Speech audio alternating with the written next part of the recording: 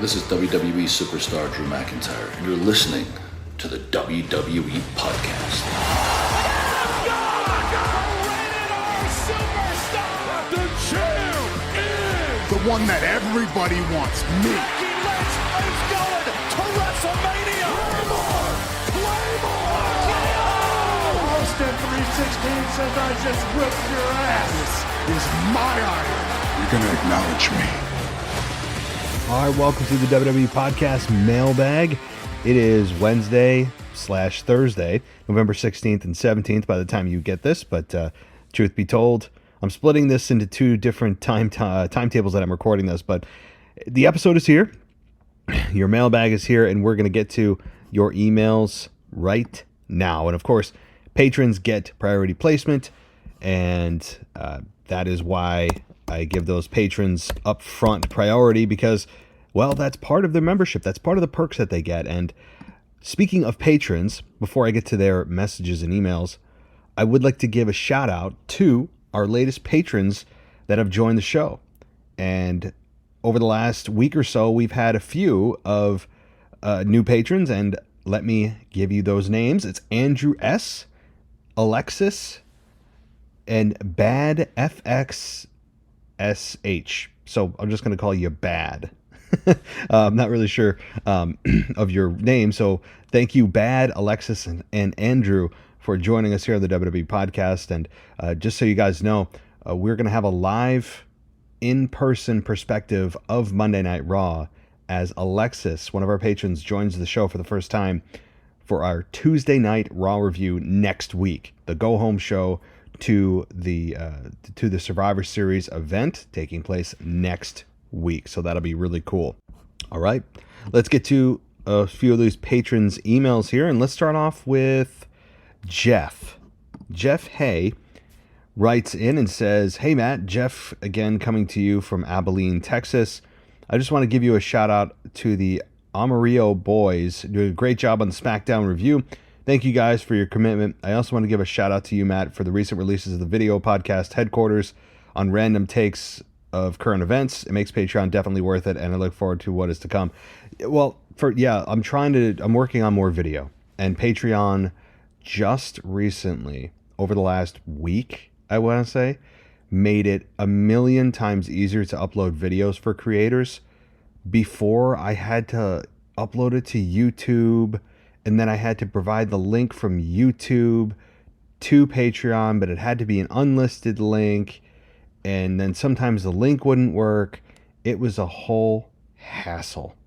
So that is why you're seeing video pop up a lot more than you used to, especially for patrons of the SmackDown tier and higher, because again, the SmackDown tier and higher gets exclusive access to the video, along with other perks as well. But thank you for bringing that up, Jeff, and I'm glad you are appreciating that. I'm probably in the future going to upgrade my production, just so you guys know, or if you don't care, instead of just having a background of, the wall behind me, I'm putting a green screen. I'm going to put a green screen there and maybe, be able to customize what's behind me with whatever image I want. So that is coming as well. So if it looks a little amateur, that's because it kind of is right now. I'm dipping my toe into video for the first time consistently. So bear with me. I want to give a last shout out to my dude JBL for wearing normal size pants. They're standard acceptable normal pants. I mean, I guess, right? Like maybe it's because we're so used to seeing like the kind of skinny jeans or fitted suits that if JBL wears kind of the normal straight-legged pants, they look like MC Hammer pants to me. But yeah, you're probably right. My lens is skewed, but let's see. Finally, I'd like to say Theory's promo was straight fire. I'm so pumped to see how far he takes it with this new attitude. Last week, I think you mentioned in one of your shows that nobody looks cool with a toothpick in their mouth. You were knocking either Theory and Logan Paul. I wanted to point out that though that statement is generally correct, don't forget the bad guy, Razor Ramon, R.I.P., one of the GOATs and the coolest of the cool. Always remember hard work pays off, dreams come true. Bad times don't last, but bad guys do. Ugh, that's awesome. First of all, that gave me chills just reading that, because that was used and we saw that played over and over of his Hall of Fame speech that he gave, that they used in video packages when Scott Hall died. But no, my point about the toothpick is, if you're trying to be a babyface and you have a toothpick, that immediately turns you heel. Like, it was cool with Razor Ramon because that was part of his character. He felt he was too cool for school. With Logan Paul, they just weren't self-aware enough or care enough to realize that just that little thing, to myself and probably some others, is a turnoff. And to me, it sends the opposite message. So yeah, Razor Ramon used it, but it worked because that's the point of his character. Logan Paul, I would imagine they weren't trying to turn heel at that time. That's the point I was making. But thank you, Jeff. And let's get to Mr. I think this is Mr. Dennis McGinley. I've got a few messages from him, and I'm going to try to keep this PG. I'm not sure. Sometimes Mr. Dennis McGinley is a bit he can be towing the line, so to speak. And he says, "Hey Matt and all you haters, it's once again the top of the line. Yes, the best heel in the Patreon family.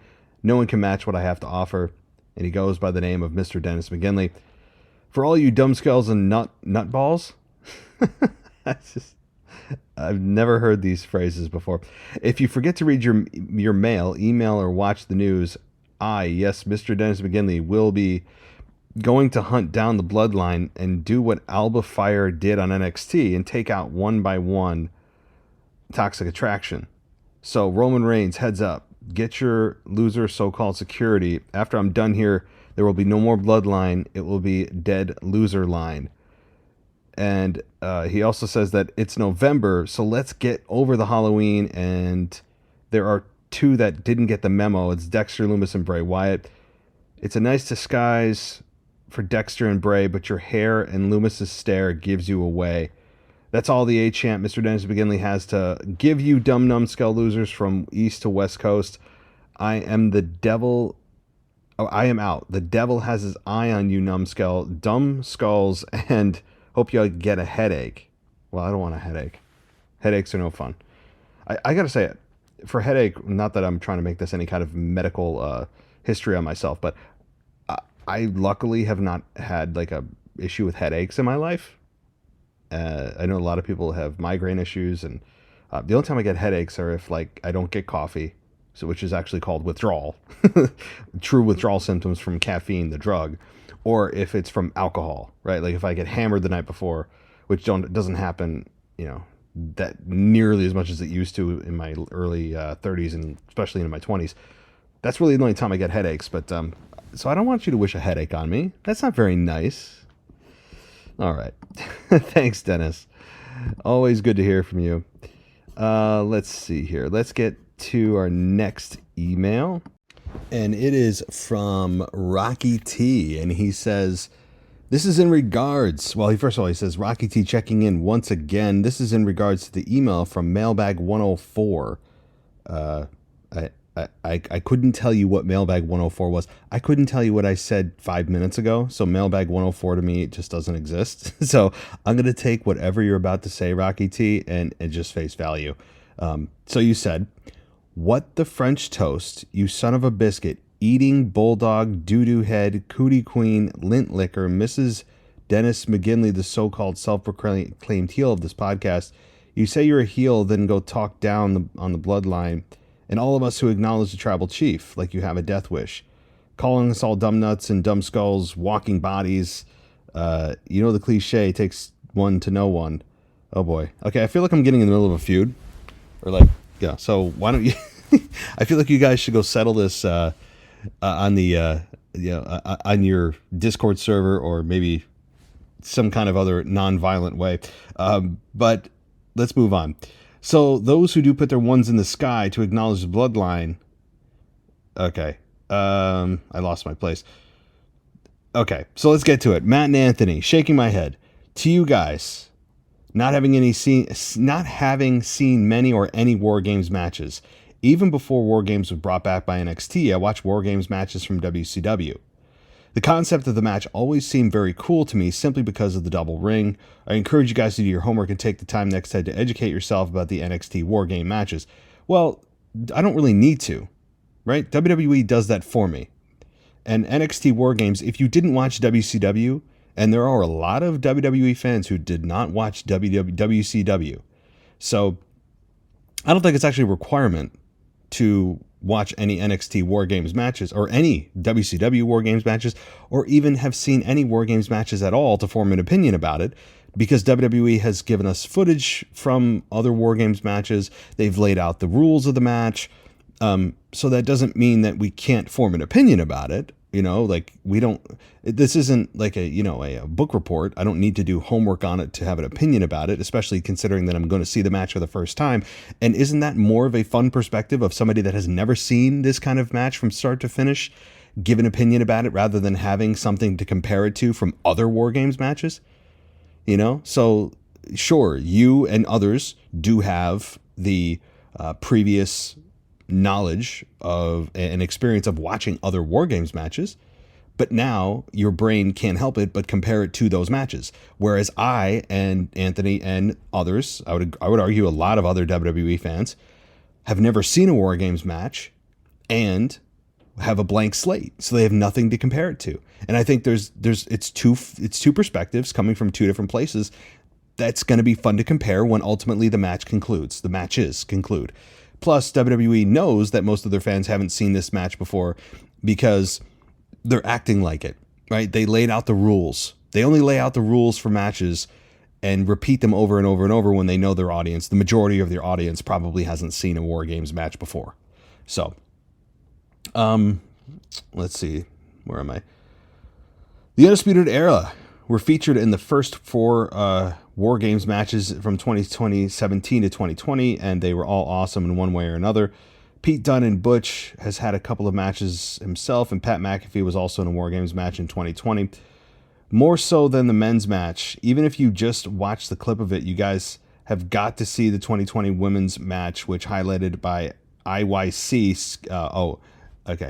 Sky jumping off the top of the cage with a trash can over her head. It was truly a sight to see.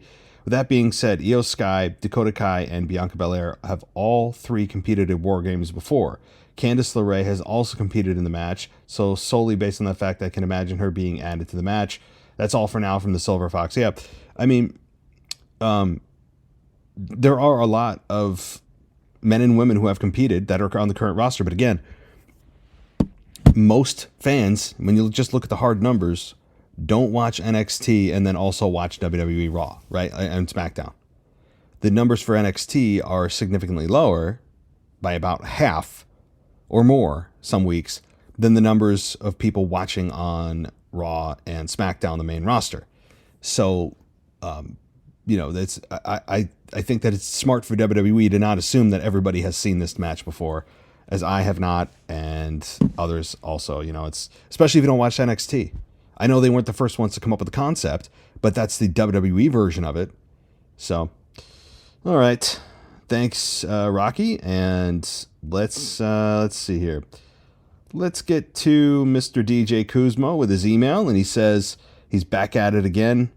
Number 1, SmackDown.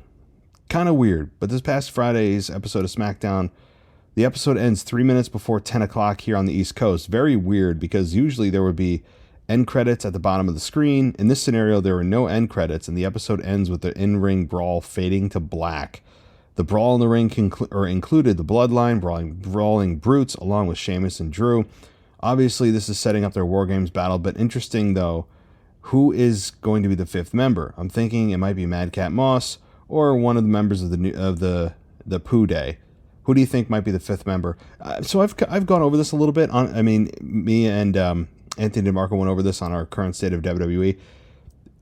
I think Kevin Owens would be a great fit, but word has it, and it's true, that he's injured. Apparently he injured himself at a house show. I don't know how serious the injury is, but enough to keep him probably out past Survivor Series. So Kevin Owens, as good as he would have been a nice fit. But if he's not there, then sure, Madcap Moss is a shoo-in. Kind of a vanilla shoo-in, but I think you're right on that one. So speaking of war games, interesting. If you haven't paid attention, but both proposed war game style matches are exclusive to the respective brands, the Brawling Brutes versus the Bloodline are for SmackDown, and Damage Control versus Team Bianca are for Monday Night Raw. This goes to show that a good storyline trumps any forced-fed brand versus brand supremacy crap. Thank you, Triple H, for bringing the war games to the main roster. Finally, last and certainly not least, Akira Tozawa. Wow, I don't think I've ever brought him up on this show. Now, I know we don't ever talk about this guy on the mailbag. This guy called Akira Tozawa. Rightfully so, because of the 24/7 Championship, snooze/lunchable fest. However, since the death of the 24/7 Championship, there seems to be a change in terms of the bottom of the barrel talent, which leads me to my point on Akira Tozawa. He tweeted a teaser to the possible end to his Karate Guy gimmick. With that being said, I'm thinking probably Triple H might bring back the Cruiserweight title to the main roster, or place it for the main roster, the main of WWE main event, and probably make it exclusive to Raw or WWE main event. Since it's the bottom of the barrel talent and undersized guys like Johnny Wrestling, Ciampa, that's still MIA, are on Monday Night Raw. And by the way, where is Reggie? And of course, Drew Gulak. Of course, what about Drew Gulak on SmackDown? That's a good observation, DJ. Like, I don't know where Ciampa is, nor do I know where Reginald is. No idea. Maybe he's, getting additional training on how to be Carmella's, what did she say? Sommelier, right? Oh, boy. Although, as we all know, Carmella's going through some really rough times right now. So Google it if you don't know what I'm talking about. Anyway, I remember when, during the Ruthless Aggression era, that the Cruiserweight title was exclusive to SmackDown. And just to rattle off a couple of names off the top of my head: Ray, Chavo, Jamie Noble, Paul London, Billy Kidman, Nunzio from the FBI, Funaki, Tajiri, Brian Kendrick, Super Crazy, Juventud, and Psychosis, and the Mexicools were part of a stack of the Cruiserweight division on SmackDown. Wow, you are really bringing it back, DJ. The Mexicools?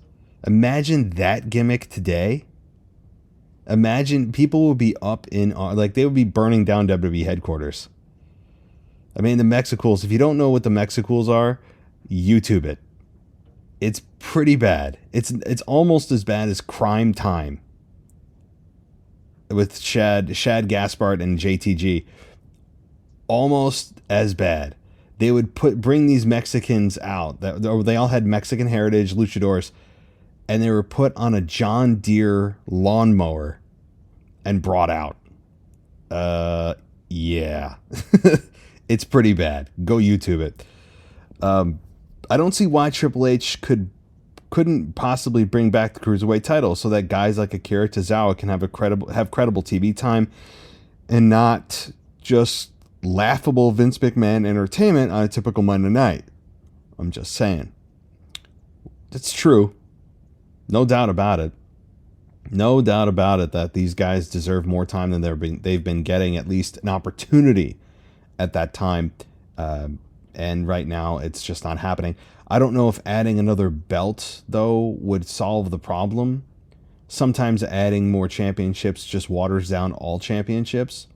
But that said, since Roman Reigns has suffocated the top two belts and ran away and hid with them for the last 2 years, although really, especially with the WWE title since WrestleMania, then it may not be a bad idea right now to do.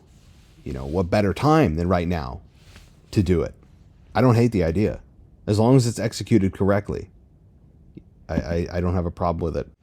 All right, let's keep going here. And one final thing.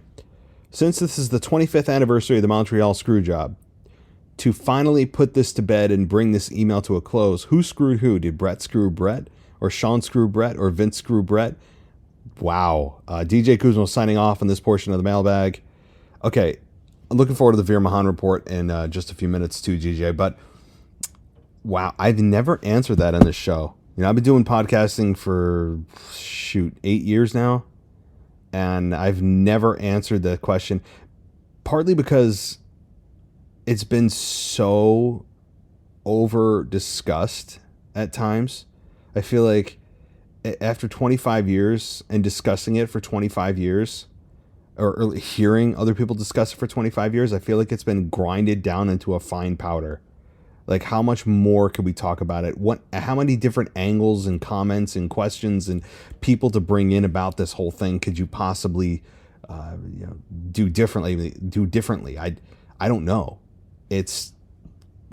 I haven't given my opinion though.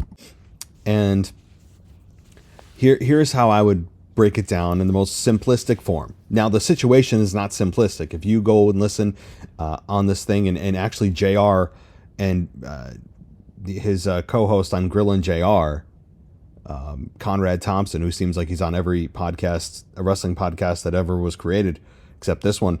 And they do a great job, but they recently, 2 weeks ago, did a Montreal Screwjob special. And JR gave a perspective on this that, he feels partly responsible because he was the head of talent relations at the time. And he wasn't able to, re-sign Bret Hart. That was one of their top guys, and they couldn't come to terms with Bret Hart, who was one of the foundational pillars of the mid '90s for the WWF. And so JR feels partly responsible, and for the whole incident that went down at Montreal because Bret was leaving. Now, Shawn certainly is to blame, because he wasn't obviously in the right state of mind at that point. He was a much different person during this time.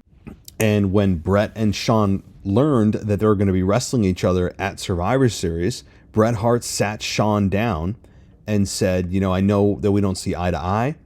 I know that we've had our beef in the past, but I want to let you know that any issues we have back here in the locker room will not be translated and be brought into the ring, right? I'm not going to try to intentionally hurt you. We're going to have a great match, and, we'll settle our differences on a personal level backstage. And he also told Shawn that he has no problem dropping the belt to Shawn, that he has a respect for him on a professional level. And Shawn, all he did was say, I appreciate that, but I want to let you know I wouldn't do the same for you. And then Shawn just walked out of the conversation. So Shawn is also to blame, causing that tension, selfishness, and also Vince McMahon.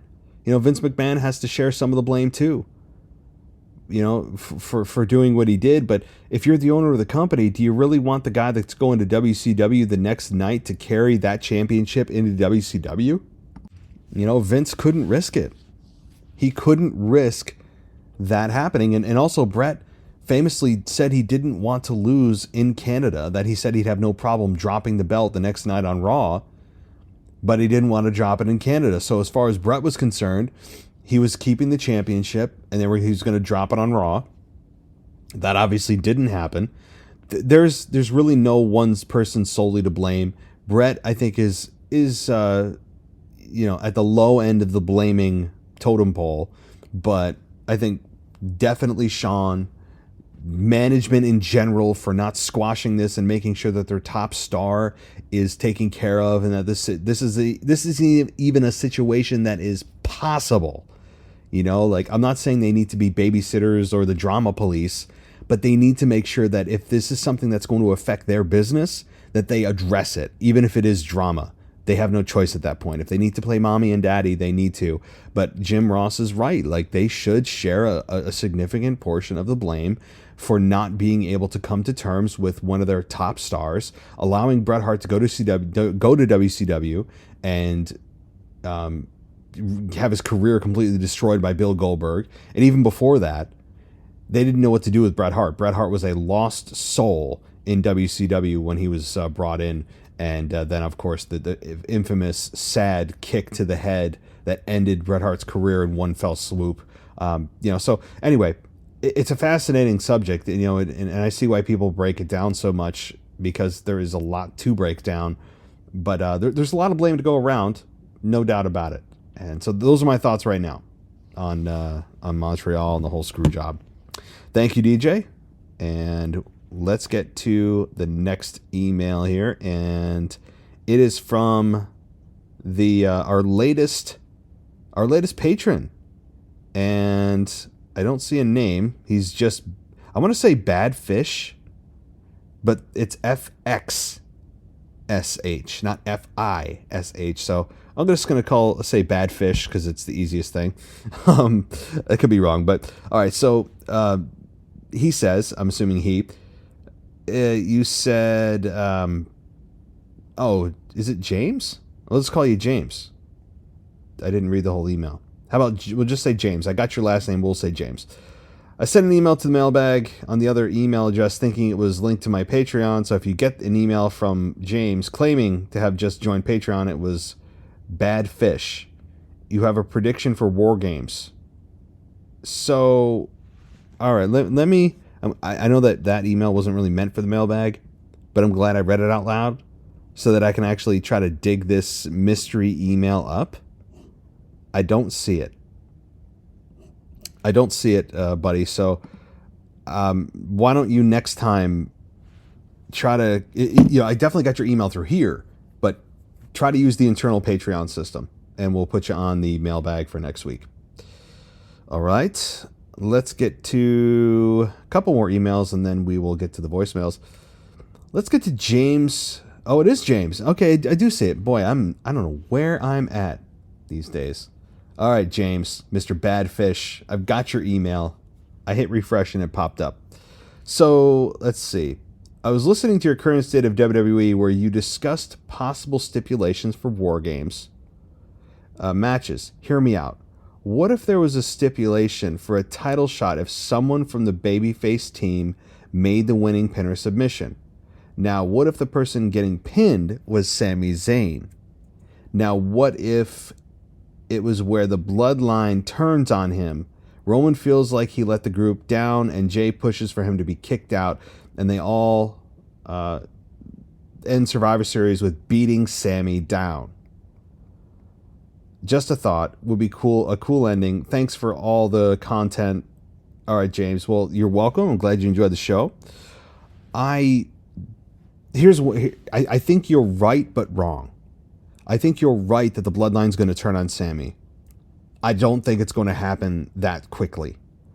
Now, there are rumors floating around, and I don't hate it, of Sami Zayn being the one to take the belts off of Roman Reigns. I mean, imagine that eventual build after the bloodline turns on him. The fans already love Sami as it is.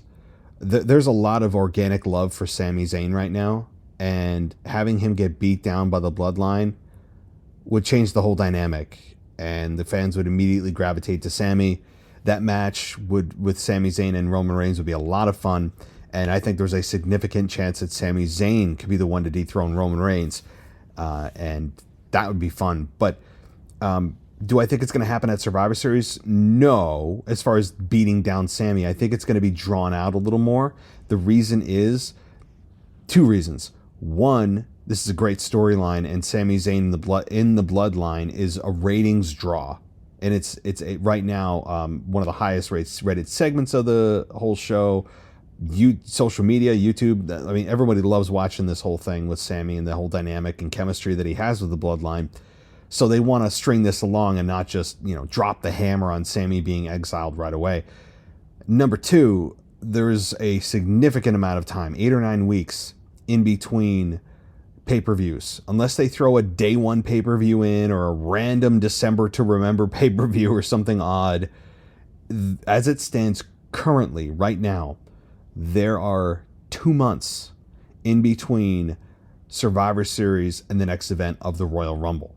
So it's end of November to end of January. That means there's a lot of TV time to fill, a lot of stories that can take their time with slow builds. And so that's also another reason. But I totally agree with the premise. I just think you're too quick. That's all. All right. Let's see. What else do we have? Not too many more. I think we have 2 more emails. We really do have 2 more emails. One from last week that I didn't get to. So this is from Niladri from India. And he says, I listen to most episodes except AEW, even though I haven't put in any questions recently. I'm not saying the show or the host is terrible, but WWE has pretty much been more appealing than AEW. Yeah, don't worry, no offense taken. Sometimes the product affects the reviews on this show because if people hate the product, then sometimes they hate the show by proxy. Okay, your first question is a little out of context, but here it goes. I'm not very familiar with American pop culture or celebrity lifestyles, so could you kindly tell me why Logan Paul, despite his incredible in-ring performances, is hated by the majority of people, including yourself? Okay, so I've explained this a few times. It's complicated, and I'll do my best to simplify. Logan Paul is a YouTube star. He started off on Vine, okay? Vine is where he got his start, and then he graduated to YouTube. He's had some controversial things happen in his career that have been very negative for him. He has now a podcast called Impulsive, one of the top-rated shows. Obviously, he's now in WWE. He was a very formidable boxer. All that. The reason I don't hate him as a wrestler, on a personal level, he seems like a total d-bag. But if you're talking about professional, I don't hate him in ring. In fact, I think he's one of the best athletes WWE has right now. And that's saying so. I'm not saying the best, one of the best. And he shouldn't be this good this fast. So, credit to him for busting his ass. Credit to WWE for putting him in this position to try to create new stars. That's what they should do.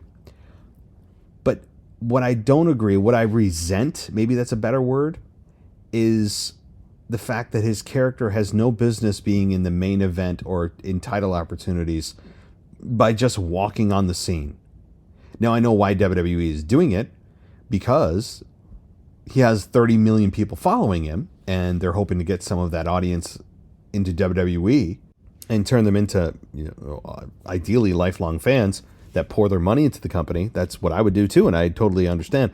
I guess it just boils down to I'm resentful of the character even being in a position to talk about championship opportunities when you have guys that have been there 10 years or more that have not had an opportunity at that.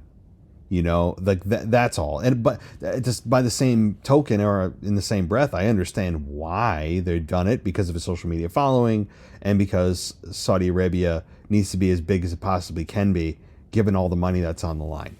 It really just comes down to that. His character doesn't belong in a title opportunity anywhere near it for like a year or 2 years, but that's kind of too little too late at this point. And, so... All right, but I don't hate Logan Paul. I want to make that clear. Just a little resentful. Okay, so thank you. Let's go to question 2. Merging Survivor Series with War Games and bringing back the traditional system of matches of the pay-per-view with a new touch is much better in terms of developing storylines between groups of individuals rather than pointless brand versus brand. Your thoughts? I mean, yeah, brand versus brand. I hated it nearly from its conception. They manufactured this rivalry that had no consequences. If you remember, one year, SmackDown got completely swept and nothing happened because nothing was truly on the line other than bruised egos. I think it was Stephanie who was the GM of Raw, and Shane was the SmackDown GM, and Shane's brand got completely swept by Stephanie, and literally nothing came of it. So, yeah, I mean, I'm all for just completely never doing brand versus brand again. Never. I mean, there's no need. I think that what Triple H has going on right now with War Games is it's new to most people. Most, not all, as I went through about 20 minutes ago. And it's wrestling based. It's more wrestling based than gimmicky right now. So, let's see. Number 3. Given Bray's new persona, with whom would you like him to see a long-term rivalry take place? Given that in the past, especially in the AA era and the Ruthless Aggression, we've seen some of the greatest rivalries. Well, Bray right now seems to be being introduced to LA Knight. That'll probably last a pay-per-view, and then that'll go away. I think ultimately, he's destined to have long programs with Braun Strowman, yes, again, but also especially with Roman Reigns. I mean, he has to lock horns with Roman Reigns, and it has to be for multiple pay-per-views. No doubt about that. All right, let's see. I promise this is the last. What's next for Theory? Would you like to see the stable of Gargano, Loomis, and Theory returning, or maybe Gargano and Theory get together and form a tag team? I'm really confused with the way the creatives were drawn out for this guy. I want to see this guy get more push because I really believe he can deliver. Thanks, Naladri. And I'm over stables being created right now. They need to pause on the stable creation. We went 0 to 100 on stables being formed, and let's just take a break. Okay, I don't hate it down the line, but right now, no more stables. Please, enough. But yeah, I don't mind that in the long term. All right, let's get to. Let's see. Oh, final email. And this one actually comes to us from Jeff in the Philippines from last week that he sent in after I published the show. So let's get to it. And so this is a week old, but it's still relevant and I can still comment on it. So here we go. All right. So Jeff this week or last week said, I don't think there's enough reason to boo Lashley. Him assaulting Brock after the match at Crown Jewel and Seth on Raw seems justified. Brock attacked him weeks ago for apparently no reason, and that led him to losing the United States title to Seth. And that's a valid reason for him to have resentment. Well, it is. No, Jeff, from a human emotion logical perspective, absolutely. But here's the thing. Human emotions are not always logical. And when fans gravitate towards someone, whether it's supposed to be in the script or not, they're going to make it happen. And I totally understand why people are booing Lashley. It's because he's kind of just one-dimensional at this point. Seth is a deep character. Seth is a character we've hated for years. At least he's been heel for years. People are ready to cheer him, I think. His music is babyface-esque with the whole sing-along going on. So yeah, you're right. There's nothing wrong with your logic, but when fans organically connect with someone, it doesn't really matter so much what their actions are, from a logical perspective. Okay, number 2, R-Truth might be injured. On last week's NXT, he was in a match against Grayson Waller. The show was about to go on commercial break. Waller was outside the ring, and R-Truth did a swanton dive. Truth landed awkwardly and had to be helped to walk outside the arena. Well, I haven't heard anything about R-Truth. First of all, I'm glad he could walk. Okay, because those can be very dangerous. So that's encouraging. Number 3, who is your biggest what if when it comes to the wrestlers released or left WWE in the past couple of years that now that creative is under Triple H? Mine would be Adam Cole. He wouldn't be the longest reigning NXT champion for no reason. Earlier this year, he lost to Orange Cassidy, a comedy character in AEW. He also lost twice against the world champion Adam Page. That's all for today. Thank you, Shucky Ducky Quack Quack. All right.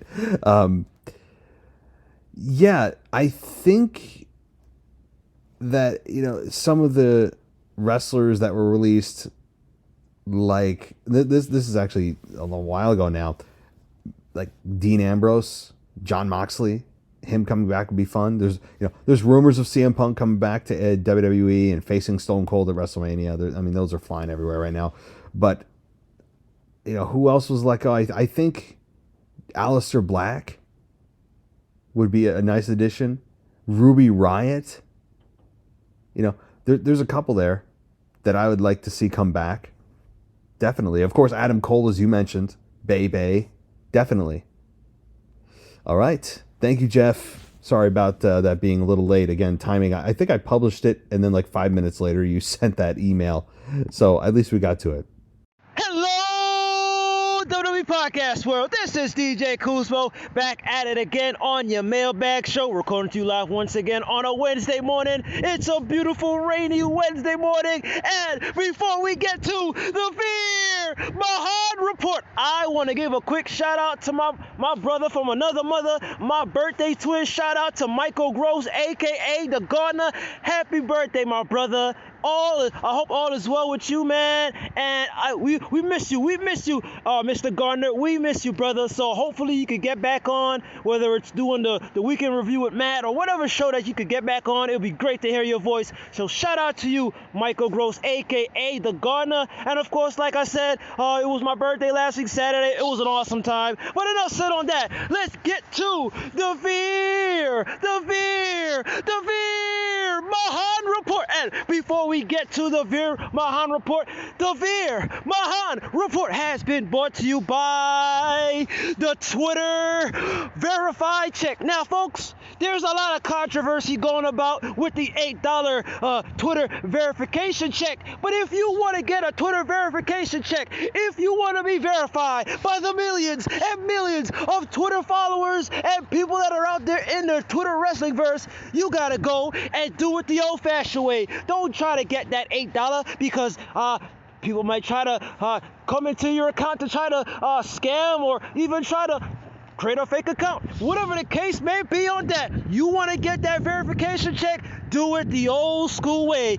Oh, reach for that 1,000 or so followers, get that, 1 million likes or what have you, and apply for that verification application so that you can be verified on Twitter, because your boy DJ Kuzma is not going to get verified on Twitter, and it's okay because I don't want to and I don't need to. So other than that, sorry for that little side plug on the dumpster fire that is Twitter, the whole verification Twitter for $8. Whatever the case may be on that. But let's get to the Veer Mahan Report. And the Veer Mahan Report took place this past last night on NXT, and we got the return and the debut of the In This Year of Veer Mahan and Sangha. This, my friends, is their initial debut in 2022 as a tag team, taking on a bunch of jobbers, aka local talent, guys by the name of his name is Mr. Cannon and Mr. Dominguez. But in the words of The Rock, it doesn't matter what their names are because they got manhandled, they got sandwiched by the tag team of In This Year. And it was an awesome sight to see the awesome spots that happened in this match as the In This Year are putting their claim to fame to be a legitimate tag team in the NXT tag team division. There was a couple of spots. For instance, there was the double, oh my goodness, the double body slash that Veer Mahan and Sangha gave to Mr. Cannon in the middle of the ring. It was such a tremendous sight to see in less than a couple of minutes that we saw a great squash match. And of course, to top it off, chef's kiss, we got to see the high flying aerial assault of the high elbow drop of my guy Veer Mahan, closing it off with the victory and putting my boys Veer Mahan and Sangha right on that list for that NXT tag team titles. Now with that being said, folks, I hope all is well with you. Have a blessed week. Stay oozy, my friends, and peace. All right, DJ. Well, I have to say, I have fallen for the $8 a month verification check. I don't even think there's a traditional way to do it anymore. As far as I know, Elon Musk has done away with the traditional apply to be verified system. I don't think it exists. Now, that being said, the accounts like the actual WWE account, actual celebrity accounts, actual wrestler accounts, those have an additional check that is it's like a blank check. There's the check mark, but it's just white, and it says official next to it. So hilariously, the check mark system still exists, even though the peasants like you and I and everybody else, like 99% of the Twitter users, can get the verification check mark, but now there's a higher verification check mark that has like an official that says the word official. If you go to WWE's Twitter account, you'll see what I'm talking about. There's the blue check mark, but they also have an additional check mark. So they still have the check mark, but you have to be an official, celebrity or company or something like that. So we can all pretend to be verified, but there's now another check mark you can get. So it's kind of I don't want to say it's a scam, but I have fallen for this this scam, and it makes me feel important. And then I realize that anyone can do it. All you have to do is give $8 a month. So it's just ridiculous. What I'm trying to do, though, I actually, did a mention at Elon Musk as if he's actually going to see my Twitter, my mentions. But I said to him, "Hey, can you please get unlock my old account?" And I've submitted many appeals, and it's been over 2.5 years since my last account that had nearly 50,000 followers got erased and got banned and permanently suspended for no reason at all. They never gave me a reason. I appealed. They never gave me a warning. It just out of nowhere was destroyed. So I, maybe with his new system and his new rules and regs for accounts that shouldn't be banned, he will unlock my account. I don't know, but it's worth at least giving it a try because I really do miss my old Twitter account of the WWE podcast. I mean, it's perfect, but we shall see. Now, thank you for the Veer Mahan report. It really is appreciated because most people, as I said, in weeks past, probably don't pay attention to Veer Mahan, but I think they should. And if he's now in this tag team that is doing squash matches, that tells you WWE feels they're going somewhere in the tag team division. Now, eventually, Veer may split off, as most tag teams do, and most tag teams are designed to do. Most factions are designed to do, or to create individual stars. That's where the highest level of superstardom comes, and highest level of success and money and all that comes. But if he remains in this tag team and it remains in the Indus and wants to, eventually become tag team champions, get some notoriety, come back to the main roster, I'm all for it. I think Veer Mahan does have a future. I don't think it's with the original version that we saw that Vince McMahon put out of the cervical clutch and not, no promo at all, just coming out and randomly attacking people. That is gone, and he's now got a bit of a personality at least. At least he's dominating in a tag team division with a partner, and I think there's something to be said for that. So keep us updated, brother. I hope all is well with you, and happy birthday once again. And as far as Michael Gross goes, we're going to try to get him back on soon, and a couple of others that haven't brought on in some time. And Ashley, I really miss having her on. By the way, if anybody hasn't listened to Ashley Mann's podcast, quick plug for that, check out the Kick Ash podcast. She'd really appreciate it, and she does great work there. And I'm sure she'd appreciate the follow and support. But I miss having her on. Some of the OGs, some of the OGs I really miss having on. And I think that it's about time that we bring them back. It's been too damn long, and it's just time. All right, well, thank you, DJ. Let's get to our next voicemail. Chris W. from Smoky Lake, Alberta, Canada, calling in because I've had a revelation, this very interesting thought, and it's not getting out of my head. I began to think that Memphis Mark got cast into a role he's not meant to play. And I love the show. I love the fan base and all of the support and shows that you guys pump out. It's amazing. And Memphis Mark was just such a welcome voice on the mailbag. And I went and listened to an NXT podcast maybe once, maybe twice. He didn't have the same flair. So I thought, here's an idea. What if Memphis Mark gets in touch with all the local wrestling promotions from around North America, and he does one-off segments with interview-style question and answer stuff and telling the storylines that are existing throughout all of North America. I think he would be the best person to do such a job.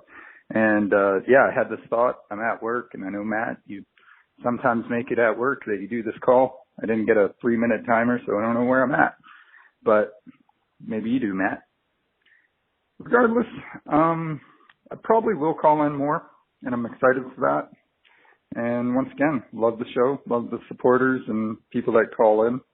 A lot of interesting things happening within WWE, and I only get to watch Thursday, so for me, there is an effective brand split because I don't know what's happening with Seth and all the other people. But I get caught up thanks to WWE podcast. Anyways, keep safe, have fun, and avoid the COVID. And you don't have to use this on the thing, but you're welcome to. And you can also cut off this disclaimer thing where you don't have to use it on the mailbag. Just a thought at work, couldn't get it out of my head, wanted to message you. Okay, goodbye. Always good to hear a new voice. It really is.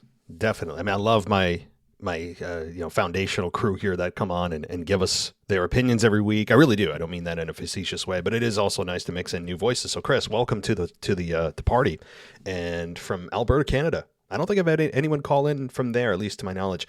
So, let me just say thank you for the compliments about the show. We're always trying to make it better. It's not going to be perfect. Certainly not. We know the ads people are, not a fan of, because I throw in ads about every 10 minutes. But hey, why not monetize my efforts? And it wouldn't make sense if I didn't. But anyway, so Memphis Mark, great guy. I know what you're saying about the flair or energy level, right? But to be fair, when you're trying to pack in all of your thoughts in 3 minutes versus having 30 minutes to review a show, energy levels are going to vary, right? Your mileage will vary because you're trying to pack in everything in 3 minutes. You're trying to rapid fire stuff. You've thought it out. You're ready to just explode, right? And just hit the show hard. But with a 30-minute dialogue, you can't keep that energy level up for 30 minutes. I don't do it. I don't expect anyone else to do it. So if that's what you're saying, then that's probably the reason. But certainly, Memphis Mark is a great addition to this team. I think he is a voice that balances us all out. And I'd love to have more women on the show as well, but it's difficult given that there's usually, I've had Grace on. She's awesome. Ashley, she's awesome. And others. But, I'd like a consistent female voice on the show. I think that would be a great thing to have. But with Memphis Mark, he's a older voice. And I mean that respectfully because he's older than us, but that brings value to our show. It doesn't detract from it because he's been a fan like twice as long as I have. And he understands wrestling at a deeper level than I do. And most fans, I think, because he's seen it all and he's been able to go and see shows and see promotions that I've never seen. And he was able to live through those moments and those eras. So I like your idea. That's what I was getting to. I like your idea of being able to have him do that, to be able to bring on wrestlers, even for just quick, like 2-minute conversations. I totally agree. The logistics of this, though, are probably easier said than done. I don't know his personal schedule. I don't know the connections specifically that he has to do this. So it'll be something that I can bring to his attention and say, hey, people love your show, but here's an idea that was thrown out to me. Is it possible for you to do anything like this? And, I don't know because he's not the most tech savvy person. And I don't know if he would be able to record the conversation if he's on the go. He's a smart guy. I could probably tell him how, but that's, not his life's focus as mine is.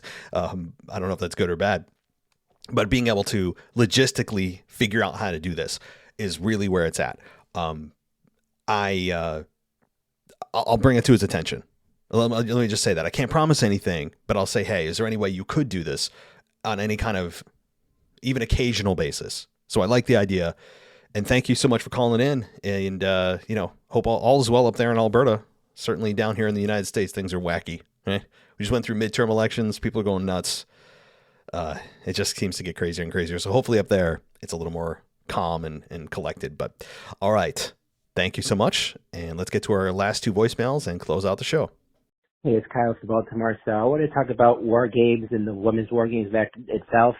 I seem to hear a lot of people keep saying that people are going to be on Bianca's team, that it's going to be Candice LeRae and someone else, not Becky Lynch. It just makes the most obvious sense for it to be Becky because that's who Bayley and Damage Control attack. So it makes the most sense for Becky to be on Bianca's team. It makes complete sense. If I'm in the final team for Bayley team, it's going to be fake Sasha. I don't know who else is there to be in an incredible match, to be in, so incredible to be in this type of match. So, I just think the final three women here could be Sasha, Candice, and Becky. Because, again, even though, granted, we didn't see Candice get beat up by Damage Control, the camera went out, so who knows, maybe Candice may turn heel, but it just makes logic sense to me for it to be them three to fill out the rest of the spots for War Games. But we'll see what happens on Monday, but that's my 2 cents on that, but thanks for the call. Bye. Hey, Kyle. Yeah, Becky Lynch is the front runner here. And it makes total sense based on exactly how she went out and that she turned babyface before she left and that she aligned herself with Bianca before she left. Makes complete sense. The question is not that if it makes sense or if she's the most logical choice, but is she ready? Are her injuries healed? Is she physically ready? That's the question. Now, again, let me just say this. If they don't reveal who that fifth person is on Monday night, then it's going to be Becky Lynch at Survivor Series. If they reveal it, it could be Candice LeRae, right? Somebody kind of ho-hum, anticlimactic. If they reveal the person on Monday. Now, I'm not saying Becky can't return Monday, but if they hold off and there's just teasing about who that fifth person could be, it has to be a larger payoff. That means Becky Lynch at Survivor Series. You're not going to have Candice LeRae be revealed at Survivor Series. Or maybe they say that they can't find a fifth person that they've been trying to recruit, that they seem to be, that WWE officials have allowed the match to continue. And even though that team is disadvantaged, that it's understood that they can't find anybody. And then we have Bayley and the Rhea Ripley and Dakota Kai and Io Sky teasing them about how they're such losers. They couldn't find a fifth person and they go to Survivor Series and it looks like it's going to be 5-on-4 and then Becky Lynch's music hits, right? That's another possibility. But if they don't reveal it by Monday, I think that it's definitely Becky Lynch. Thanks, Kyle. Let's get to our final voicemail. Hey, man, it's Justin from Maryland. Hope everyone's doing well. Just wanted to get my thoughts on a couple of topics heading into Survivor Series. So first, the War Games are 2 matches. I'm definitely excited about that. I'm kind of familiar with the previous matches in NXT, so I'm looking forward to the matches. I'm kind of interested to see who the fifth member will be against the Bloodline. I saw that Kevin Owens was injured, so I was thinking about who could possibly be the fifth member. I think it might be Shinsuke. I'm not sure who else. Maybe Seth, but you say he'll probably be in a title match. So I think Shinsuke will probably make sense because I think Braun is going to win the World Cup. So I don't think he'll be in it. And I was going to ask you who do you think was going to win, but I think it'll be Braun. But yeah, I think that was interesting. I want to see the Bloodline win. Unless the only person who can take the fall will probably be Sammy. But I want to see the Bloodline win. Next is Rollins' babyface turn, so I was interested in that. He was kind of heading towards that path with his song, so it's cool that Theory, he has a more aggressive side. So I think we'll get him and Rollins or a 3-way at Survivor Series. Rollins will definitely hold the title probably until next year, heading to WrestleMania, if not before that. But I like his run so far. He's had good matches. He's winning. That's a good thing. Cause remember, he was losing like a lot of matches like months ago. So it's good that he's winning. Next is Finn and AJ. I hope this program somehow ends. I think Finn will go over because he just took a loss to Rollins, even though it wasn't really that clean. I didn't see the match, but he did lose that match. So I think he'll probably beat AJ, and he'll move on. Edge will probably come back, and then maybe we'll get like a tag team, him and Beth against the Judgment Day. And finally, Riddle. I agree that he's definitely been annoying like the past month or two. He's been interrupting Roman Reigns talking about a title shot when he doesn't have the opportunity anymore. He interrupted the Usos, and now he's with Elias. So I don't know. I think Elias is going to turn on him whenever he comes back. I saw some clip that Elias was going to turn on him, but then Alpha Academy came backstage and interrupted that. So I think we're going to get a turn, but I think they're just waiting for Randy to come back. There's not really much for him to do right now. So, yeah, but Riddle, he's kind of like down on me right now. Got cut off again, buddy. Sorry. Riddle's annoying. Right now, he is annoying. Until the bell rings, he's annoying. He's back to before Randy Orton was in his life for me. And I remember coming on here and saying he's just insufferable based on how he was being portrayed before Randy Orton came into his life. It was awful. I really didn't like his personality. In ring is never the problem. For him, personality is the problem. You know, who and what he is. It's all based on Randy Orton. Everything he does in the ring is Randy Orton-esque. You know, he's trying to imitate Randy Orton, and I think it's going to eventually backfire, and it is already backfiring. You know, eventually you have to get your own identity. Stop living off of Randy Orton, and whenever he comes back, if Randy Orton comes back, that Randy's going to turn on him pretty quickly. And the fans may cheer it. You know, depending on how hot Riddle is at the time, where he's at in his career, what feud he's in, all that kind of thing is going to depend on how the crowd reacts. But I think they'll probably cheer Randy Orton and boo Riddle. Riddle right now is not in a good spot. You know, interrupting Elias, interrupting the Bloodline last week, this past week, he's just in a weird spot, interrupting people that he has no business doing anything with, and he's just kind of a downer right now. So yeah, but as far as Finn beating AJ Styles, I agree. I think that should be what happens because I want the heat to continue on the Judgment Day. But as you said, I think Beth and Edge are very close behind it. How many times are we going to see Edge return? I feel like we've seen this before. I mean, Edge is going to return, but how many times are we going to see him return, and specifically return against the Judgment Day? Isn't this like the third time? I mean, probably the 10th time overall since he came back at the Royal Rumble in 2020 that we've seen him, quote unquote, return. It's getting a little bit tiresome that we've seen this script before. And I would expect that if Edge does come back, it's probably going to be after Finn Balor beats AJ Styles, and then he's going to come back and want blood on Finn Balor. And same with Beth Phoenix. You know, Beth Phoenix, I'm looking more for Beth Phoenix to return and face Rhea Ripley than I am for Edge to return because we've seen it so many times. And I think that's going to be fun. Rhea Ripley versus Beth Phoenix is going to be fun when that happens. So looking forward to that. But yeah, thank you, Justin. It's always good to hear from you.